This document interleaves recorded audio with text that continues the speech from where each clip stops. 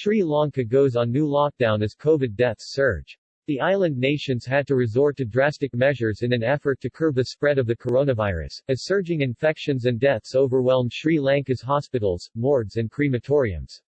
Sri Lanka announces new 10-day lockdown.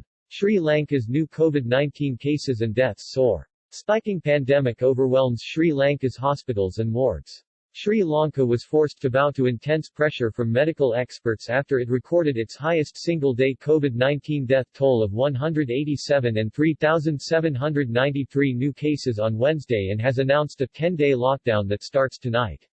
Sri Lanka goes on new lockdown as COVID deaths surge.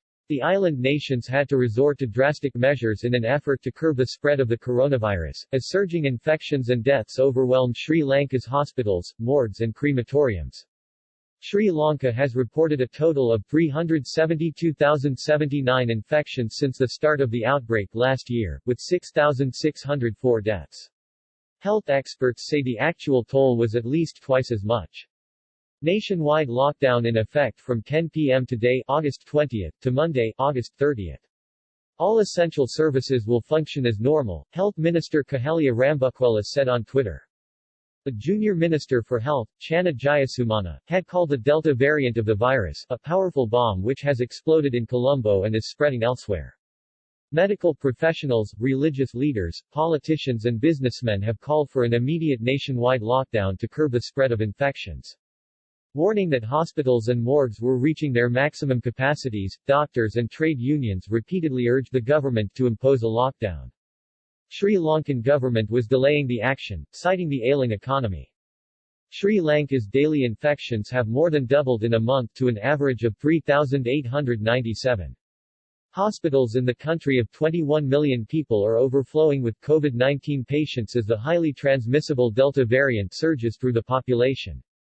Many restrictions are already in place, with schools, gyms and swimming pools closed and weddings and musical shows banned. Authorities also imposed a night curfew from Monday, restricting movement from 10 p.m. until 4 a.m. every day.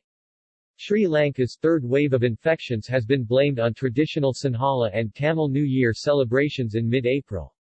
Following a month-long lockdown, the government reopened the country in June relying on an aggressive vaccination drive as its main strategy to deal with the spread. About a quarter of Sri Lanka's population has been fully vaccinated, a majority of them with China's Sinopharm vaccine.